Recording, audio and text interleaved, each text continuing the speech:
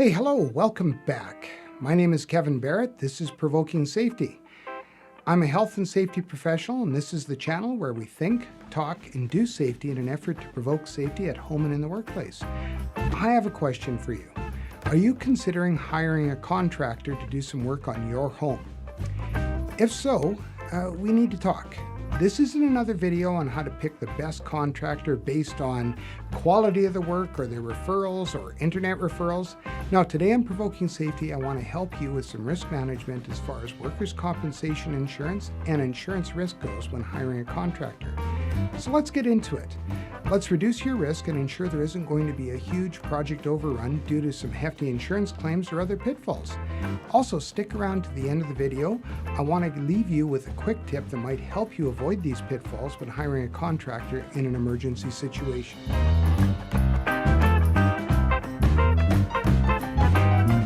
Hey, glad you're back. Now, just a quick reminder, if you haven't done so already, please click the button below, subscribe, and ring the bell so that you get notified of new content. Usually there are three circumstances that we consider when making decisions, especially around hiring a contractor for a home renovation or home repair. These, of course, are going to be based on, they're in no particular order, but they're going to be based on your particular situation and circumstances. First point, money. Let's face it, money talks. Or maybe what we should say is the best price does the shouting. How much do you have to pay and how much a prospective contractor are willing to perform the work for? These two things are directly related. It's important to remember the cheapest price is not necessarily your best your best choice. Cheap prices also come with risks, sometimes great risk. I'm going to address this a little further on in the video, so please don't click away yet. Need. That's the next point. How badly do you need this done? Is it a renovation versus a repair? Renovations are usually the product of thought, planning, and preparation, whereas repairs are more often not an emergency thing. Knee-jerk reactions often lead to additional heartache during the repair process, and afterward, once the smoke is cleared, the money's drained, and the check is cleared. The final point is time. What's the time frame? Obviously, if your basement is suddenly sporting that indoor pool you've always dreamed about as a result of a burst pipe, or if you have that skylight that you've thought about and it also comes with a large tree or a bunch of branches poking through it, well, time is of the essence. However, if you're planning an alteration or a renovation to your home, then you have a bit of time. So planning and preparation are a good thing, so plan and prepare accordingly. Now, let's talk about each point a bit more, and then at the end, I'm going to share a personal story on how I applied the 3 points to help me in a situation I encountered when considering a contractor. As I said before, money is the first point.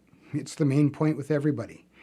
It's why obtaining a quote is the best thing that you can do. Not only does it help you with the budget, but you can take the information from that written quote on company letterhead, complete with the organization's information, websites, email, etc. Now, if an organization doesn't want to give you a written quote, decline their services. Actually, run away. That's a better alternative. Established companies should always be willing to provide you a written quote. Now, the quote enables you to do a bit of research on the company. You can start with obtaining a clearance letter from your local Workers' Compensation Board office or WCB. In most cases, companies performing their home repair and renovation should have coverage. Sometimes if they're a sole entity, they might not. If they don't have coverage or aren't listed with coverage, you could end up shouldering liability should someone get hurt. Or you could be liable for unpaid premiums. So it's important, get that clearance letter. Now let's be clear, I'm not a lawyer. Nope, not a lawyer, never have been, doubt I'll ever will be. Maybe it's time I should run the disclaimer. Attention. Kevin Barrett is not a lawyer, never has been and does not profess to be a lawyer. This video is intended to provide you the viewer with advice on reducing your risk as a homeowner by learning some simple principles around how to research a contractor and ensure they are insured correctly. If you want or need legal advice, call a lawyer. Google will help you with a good list. That's right, call a lawyer for legal advice. Pause the video, I'll wait. If you want some good sound health and safety advice, keep watching. Okay, now that we're through with the disclaimer, once again, if you need legal advice, call a lawyer. Now that that's covered, I've left some links below in the description. for the different WCB offices throughout Canada because things differ from province to province. Hey, apologies to my American friends. This is mostly a Canadian-centric video. However, I have also left you a link below that will help you in springboarding your research. Now, the next point is need. As I mentioned earlier, imminent need makes for sometimes hasty decisions, but you don't have a choice in cases. If you're planning to renovate, say you're now empty nesters and you want to change that children's room into a spare room into that home theater that you've always wanted, you have the luxury of time to plan and research. However, things like a flooded basement or a penetrated roof need immediate attention right away. Now, unfortunately, things like severe storms tend to bring out scammers. Believe it or not, they're also referred to as storm chasers. Just Google it. You'll see stories of after a storm how these folks are knocking at doors with guarantees of low prices, quality repair, and quick repair. Gotta love that entrepreneurship. But not only might you be subject to some very sketchy workmanship or substandard materials, I know it's not a referral video, but you could be looking at some even more hurt. To explain that hurt a bit more, let's talk about insurance companies. Once you call them and inform them that you've had an issue, they will send an adjuster out. That adjuster will estimate the job and consider how much damage and how much it is to fix the job based on some good, clear research. They will allow you to undertake the work yourself and being your own prime contractor and hire subcontractors. They will allow you to hire a contractor to do the whole entire job, or in some cases, they may even just offer you a cash payout. Sometimes these shady professionals will urge you to take that cash payout. And once again, this can get you into some hurt because often they'll do things like, hey, pay me up front and we'll get this done right away, and then they're gone and they haven't done any work.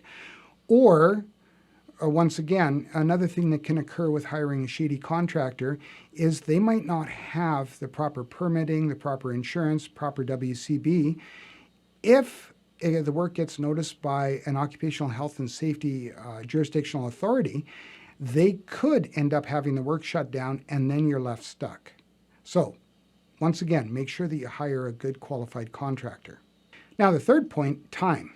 Once again, piggybacking on my previous point about renovations and you having the opportunity to plan, planning is essential. This is not something that needs to, if it's not something that needs to be executed immediately because the dog is paddling around gleefully in the basement, you have the luxury to research, figure out your budget, figure out what you want, and research qualified contractors. Now, let's consider the term qualified. I'm not talking, are they carpenters with their papers and necessary certification? No, I'm talking about, do they meet your qualifications? The following should be your new qualifications in hiring a contractor.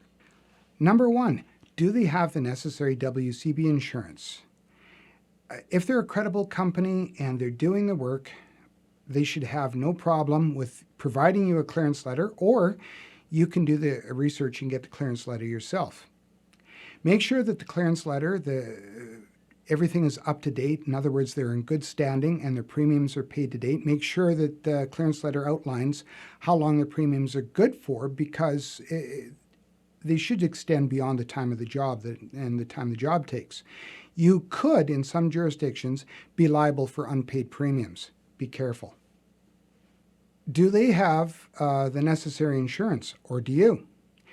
The reason I say this is if your home doubles as a home-based business or as headquarters for a registered business, this might end up being a bit more complicated. Call your insurance agent. Keep in mind that most insurance companies will appreciate calls where the policyholder calls them, making inquiries about potential pitfalls and wanting other information regarding what their policy is covered for, etc. So make sure that before something happens, or something happens and you find out your policy was lacking and you might be out of pocket even more money, you might need to make changes to your policy. You might have to add a rider or something else. So call your insurance agent. Third point, are all of the permits that are required covered? Like, will a contractor be getting these? Do you need to get these? Make sure that you have the necessary permits in place prior to putting the first shovel in the ground. Could mean calling the city planning office. the contractor in most cases is more than willing to get the permits as required. Fourth point, is a line locate necessary? Keep in mind that if you're doing work external to your house or on the exterior or on the grounds, a line locate might be necessary. It has to be done. Find out if the contractor is going to do it or you're going to do it. A line locate is where fellows with cool devices, or pardon me, ladies and gentlemen with cool devices, they go beep, beep, beep, beep, beep. They search for utilities that are buried in the ground, natural gas, electrical, and water lines. Keep in mind that if something does occur, the utility companies will just come, fix the situation, rectify it, and then in turn, the homeowner or the person that owns the address where the situation occurred receives the bill. So make sure a little bit of planning beforehand could help with the situation afterwards. Plan and get the line locate done. Finally, how old is your home? You might need to get a hazardous materials survey done prior to smashing down any walls. Gotta love those renovation shows where they just put on a pair of glasses and their hair's down nice and everything's pretty and they smash walls. There's more to it than that. Depending on the age of your home, it might contain hazardous materials, and rest assured, most jurisdictions in North America require all hazardous materials to be abated prior to any work taking place. In fact, in a lot of cases, certificates, clearance letters are required. So that means that it's a lot of information, and what I'll do is I'll cover it on another video, but suffice it to say, you might need to get a hazardous materials survey done. So to summarize this, nothing has to be done immediately except to turn off the water or get out if there's a fire, etc. You have some time. Make use of the information and act wisely. Remember, if they're knocking at your door, it might not necessarily be the bargain you were hoping for. In my case, it was. I want to share a little bit about my story with you, and how, yes, not necessarily a knock at the door, but how I applied these points and was able to make a good, clear decision. About my story, I opened the door one day to head off to work, and I noticed that there was a magnetic business card on my door, along with a memo on company letterhead, memo paper with company letterhead that said that there was a quote for redoing my roof, complete and everything. And I took this quote and I matched it to my budget that I had. I knew I had to redo my roof eventually. And so I had set aside some money. And so I looked at my budget and I looked at the roof cost, and hey, the two matched. So money was available and the quote matched it. Now I took this quote then and I actually ran and got a clearance, I went on the internet and obtained a clearance letter, and the person's premiums were paid well in advance of the job and beyond the job. So, hey, that works out. So I made sure that all of that was in place, the money, the clearance letter, and so I didn't need to make a hasty decision. But now the next step was need. Did I need to get this done right away? So I looked at a few things. My house was 25 years old. And so that meant that the insurance company was no longer going to cover my roof should damage occur. I live in an area where we do have very bad hailstorms, and they could take their toll on the roof. I had been fortunate thus far, but I knew that I was pushing my luck, so to speak. So I thought, I do have a need. I do have some time to plan. I could push it a bit more, but you know what? Money's there. Everything checks out with the contractor. The price is right. I do have the need. Okay, now what about time? The third point. I could push it to the following spring, but that still leaves me with a roof that isn't capable of being insured. And I really needed to get it done, and it was September. So time is of the essence. I could push it, but money was there. The need was there. Okay. And this is reasonable time. So I called the contractor. I asked him what was the time frame on getting it done, and he said he could get it done within that week, and it was still fairly warm, so the shingles were going to set. Everything kind of worked out. So 1, 2, 3. I called the contractor and I said, okay, let's get it done. We got it done. Excellent work was done. His employees wore fall protection the whole entire time when they were up there. I was covered he was insured, well certified, good referrals, the whole works. The need was there for me, but I had the ability and the time to prepare, so I made sure that all of the points were checked and I made a good choice. This brings us pretty much to the end of the video, and I have that tip that I promised. It's all about planning, right? Everything, no matter what, even for an emergency, you can plan for an emergency. So consider making a list of local contractors that are able to perform possible emergency work.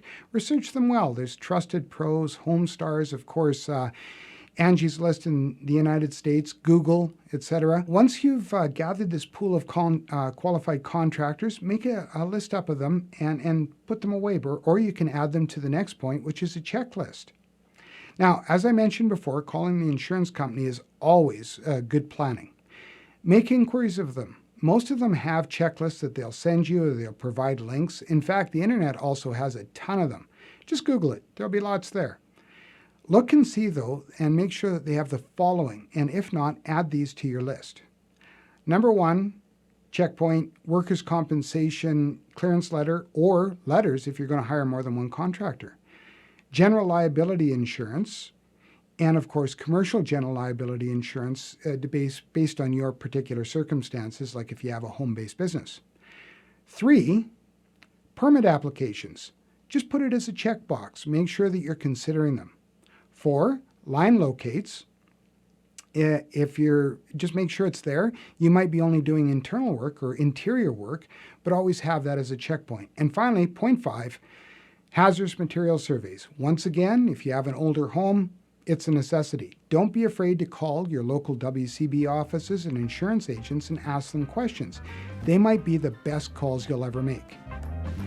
Okay, that's it. We're done. Okay? If you liked the video, please click like below. And if you didn't, obviously you're going to click the didn't like button, but leave a comment below and tell me why. Once again, I want to ask you, if you haven't subscribed yet, please consider it and ring the bell so that you get notified of new content. And please remember, think safety, talk safety, do safety. If we're doing that, we're provoking safety at home and in the workplace. See you later, and I look forward to seeing you in the next video. Bye for now.